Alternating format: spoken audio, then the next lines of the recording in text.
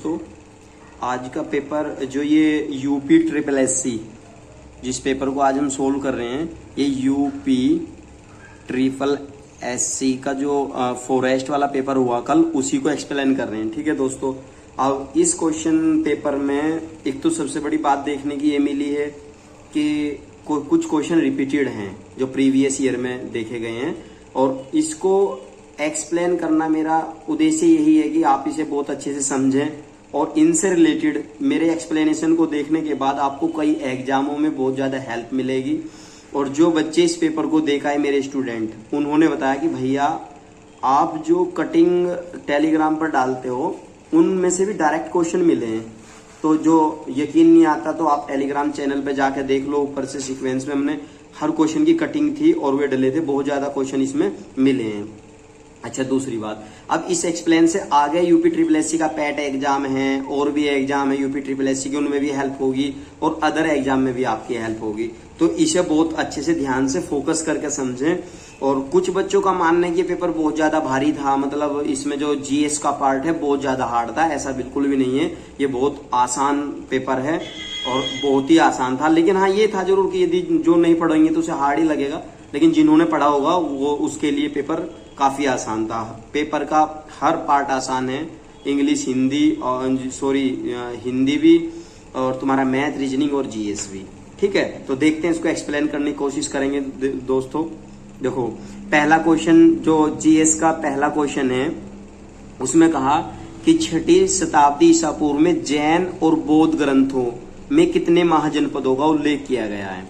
दोस्तों, यदि आपने कहीं से भी ना पढ़ा हो तब भी 16 महाजनपदों का जिक्र, आप तो इसे मोटा मोटा 6th क्लास के एनसीईआरटी में लिखा हुआ है कि महाजनपद की ओर 16 महाजनपद, ठीक है ना। लेकिन फिर भी इन्होंने क्वेश्चन में क्या किया कि जैन ग्रंथ और बौद्ध ग्रंथों में थोड़ा सा अलझाने के लिए, थोड़ा सा डिस्ट्रैक्ट करने के लिए 2 पॉइंट दे दिए। अब मैं बताऊं आपको, जो जैन ग्रंथ है भगवती सूत्र, उसमें भी 16 महाजनपदों का उल्लेख है, और जो आपका बौद्ध ग्रंथ है अंगंतुर निकाय जो है, इन दोनों के दोनों ग्रंथों में 16 महाजनपदों का उल्लेख है। ठीक है।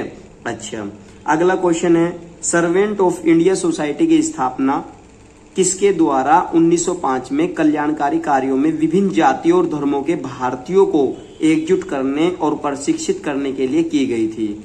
ये जो गोपाल कृष्ण गोखले हैं, उन्होंने 1905 में पुणे, महाराष्ट्र का जो शहर है पुणे, उस शहर में इस सोसाइटी की स्थापना की थी। कब? 1905 में।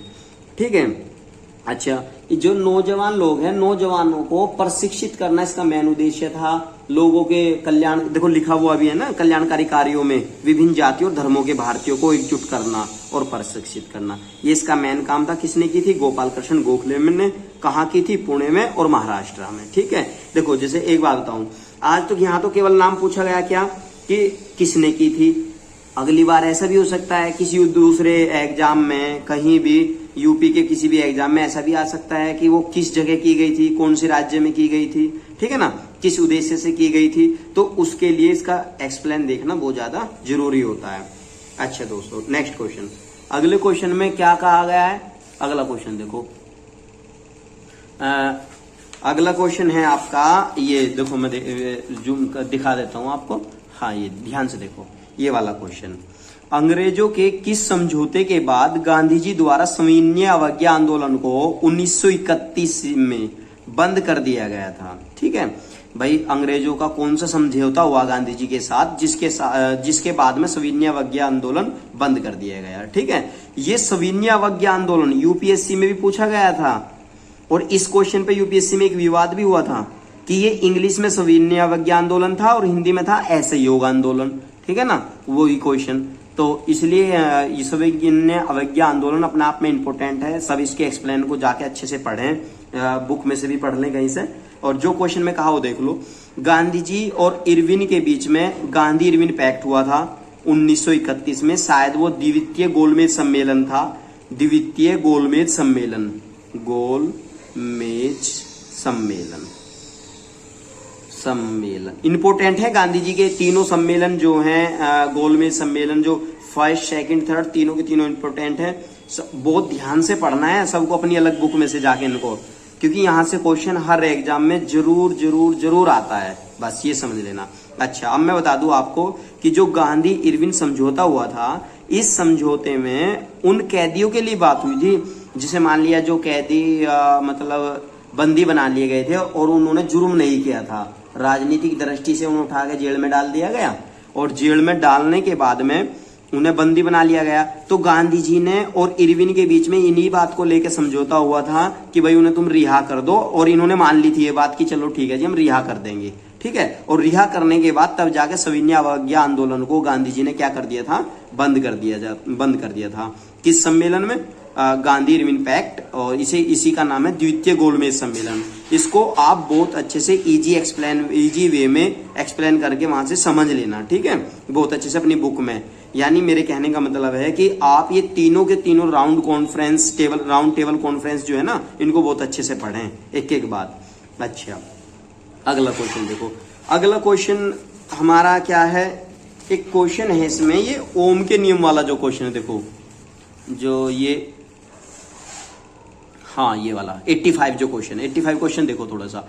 85 क्वेश्चन में कहा कि ओम के नियम के अनुसार निम्नलिखित में से कौन सा समीकरण सत्य है। ये देखो कौन सा समीकरण सत्य है। ओम का नियम है क्या? सबसे पहले तो ये बात हमें ध्यान रखने की है कि ओम का नियम क्या है। ओम का नियम प्रतिरोध से रिलेटेड है, धातु प्रतिरोध जो होता है उससे रिलेटेड है, और इसका आंसर बी है कि R equal V upon I, ठीक है। V क्या है? विभवांतर विभव है, R प्रतिरोध है, नियतांक इसको बोलते हैं ना कि ये इसका जो सूत्र है आपका वो है R बराबर V अपॉन आई, ठीक है। अब ये जो V अपॉन आई है, ये एक R इसमें क्या है? नियतांक है, और ये प्रतिरोध का फॉर्मूला है। इसका आंसर क्या हो जाएगा? R बराबर V अपॉन आई। अब ओम का नियम देखो, ओम का नियम है क्या? अच्छा, तो एक मतलब वैज्ञानिक हैं जॉर्ज साइमन। कौन? George Simon. जॉर्ज साइमन ने ओम के नियतांक को लेकर, इसके स्थिरांक को लेकर उन्होंने बात कही थी और उन्होंने परिभाषा दी थी इसको एक्सप्लेन किया था क्या, कि यदि किसी तार के सिरों के बीच में ताप को नियत रखा जाए, ठीक है, इसके सिरों के बीच में ताप को यदि नियत रखा जाए तो क्या होता है उसमें कि जो उसके सिरों के बीच का जो विभवांतर है वो क्या होगा?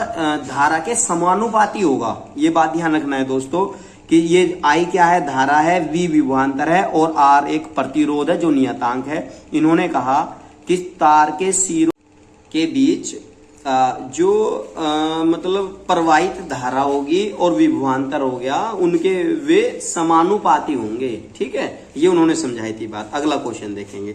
अगला क्वेश्चन क्या है? अगला क्वेश्चन देखो दोस्तों, ये अगला क्वेश्चन 87 जीएस का जो अगला क्वेश्चन है, इस क्वेश्चन में उन्होंने ये पूछा है कि निम्नलिखित में से कौन मानव शरीर की सबसे छोटी हड्डी है। निम्नलिखित में से कौन मानव शरीर की सबसे छोटी हड्डी है? देखो ये हर किसी को पता होगा, जिसने पढ़ा होगा, बहुत ज्यादा भारी क्वेश्चन नहीं है। स्टेपीज जो हड्डी है वो सबसे छोटी हड्डी है, और कहाँ पाई जाती है? कान में पाई जाती है, और 11 इंच इसकी लंबाई है, या 28 सेंटीमीटर 11 इंच या 28 सेंटीमीटर, ठीक है। अच्छा, ये जो फीमर हड्डी है, फीमर हड्डी सबसे बड़ी हड्डी है। कहाँ? ये जांग की हड्डी है, ठीक है। जो फीमर हड्डी है वो मानव शरीर की सबसे बड़ी हड्डी है, जांग की हड्डी है। और जो स्कैपुला है, स्कैपुला हड्डी इंसान के कंधों की हड्डी है। जो कंधे होते हैं ना, कंधों की हड्डी है स्कैपुला। और इन हड्डियों का नाम विंग हड्डियां या ब्लेड हड्डियां या कंधा ब्लेड, इस नाम से इसके 3-4 नाम हैं। और एक है आपकी कोक्सल हड्डियां। ये जो कोक्सल हड्डियां हैं, ये कोक्सल हड्डियां पेल्विक और हिप आपने सुना है? कूले हिप वाली हड्डी, इन्हीं का नाम है हिप हड्डी और पेल्विक हड्डी, ठीक है। ये तो कहाँ? हिप के पास पाई जाती हैं। ये कंधे वाली हो गई, ये आपके कान में पाई जाने वाली सबसे छोटी हड्डी, और फीमर हड्डी सबसे बड़ी हड्डी जो जांग की हड्डी है, ठीक है। अगला क्वेश्चन है निम्नलिखित में से कौन सी धातु सबसे अधिक तन्य है? ये तो नॉर्मल क्वेश्चन है। सोना जो है वो सबसे तन्य होता है, क्योंकि सोने को कितना पीट पीट के महीन कर करके कितना भी, तन्यता का मतलब पता क्या होता है कि कितना फैल सकता है। देखोगा ना, तुम लोहे की पिटाई करो, पीटते रहो लोहे को तो तिड़कना शुरू हो जाएगा, ठीक है, कुछ देर तक पीटते रहोगे तो तिड़क जाएगा ना। जबकि सोना बहुत महीन बारीक करने के बाद भी पिटाई करते करते उसे कोई भी आकार दे दो सोने को, तो यानी सबसे ज्यादा तन्यता का जो गुण होता है वो सोने के अंदर होता है। ठीक है दोस्तों, अगला क्वेश्चन देखो। क्वेश्चन में कहा भारत का प्रसिद्ध स्वर्णिम चतुर्भुज सुपर हाईवे निम्नलिखित में से किस प्रमुख शहर को नहीं जोड़ता?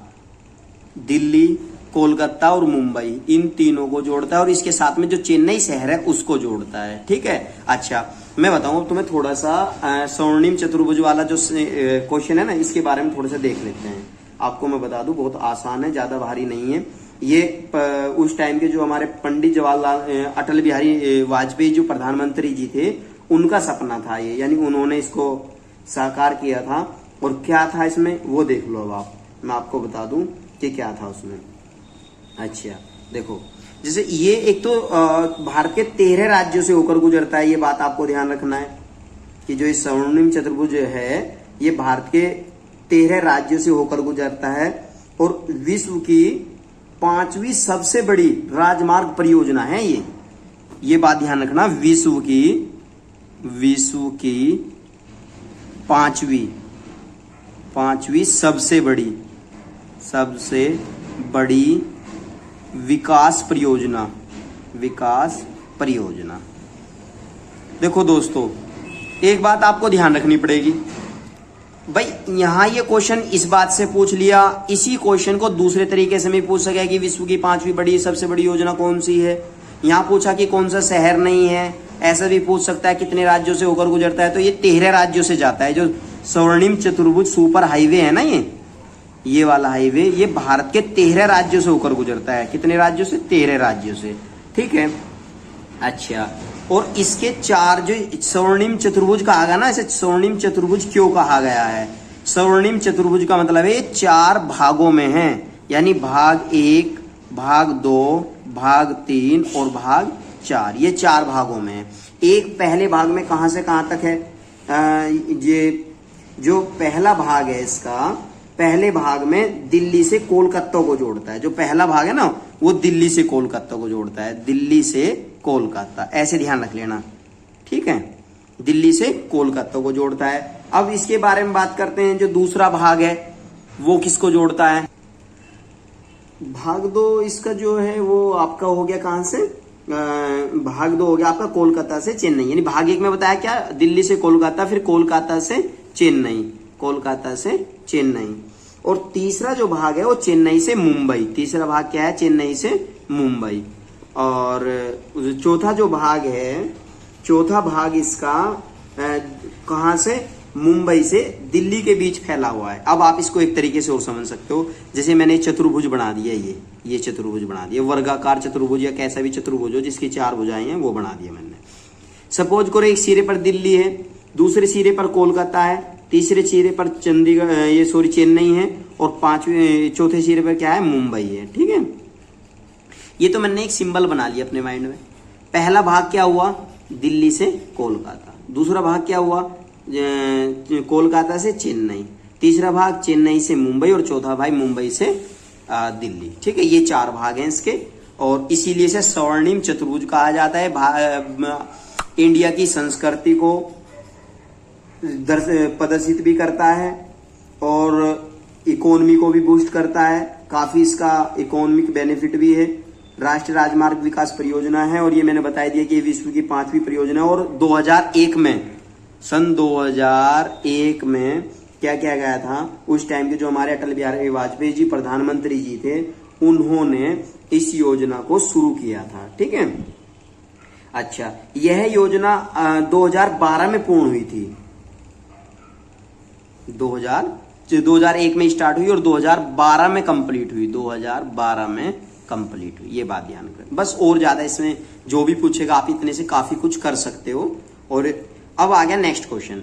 जो नेक्स्ट क्वेश्चन है वो नेक्स्ट क्वेश्चन है दोस्तों, निम्नलिखित में से किस प्रकार के लेंस का प्रयोग हमेशा छोटा प्रतिबिंब प्राप्त करने के लिए किया जाता है? क्वेश्चन फिजिक्स से है और इस क्वेश्चन को दूसरे तरीके में भी एक जगह पूछ लेता है एग्जामिनर, मैंने कई जगह देखा है क्वेश्चन, कि जो ड्राइवर की साइड में जो दर्पण लगा होता है या लेंस, जो ड्राइवर की साइड वाले में वो दर्पण नहीं लगा रहता, वो दर्पण कौन सा लेंस, मतलब किस प्रकार का होता है, कौन सी प्रकृति होती है उसकी, तो वो उत्तल प्रकार का होता है। ठीक है, उसका काम क्या होता है कि जो प्रतिबिंब कहां से दूर से आने वाली गाड़ियां हैं उन्हें पास में लाके दिखाता है, यानी बड़े प्रतिबिंब को छोटे आकार में दिखाता है। कौन? उत्तल दर्पण है वो। इसी प्रकार वहीं से कॉमन सेंस लगा के इसका आंसर क्या हो जाएगा? उत्तल लेंस। ठीक है, अच्छा अब और ज्यादा क्वेश्चनों का एक्सप्लेनेशन अगली वीडियो में करेंगे दोस्तों। तब तक आप इसे ज्यादा से ज्यादा हमें सपोर्ट करें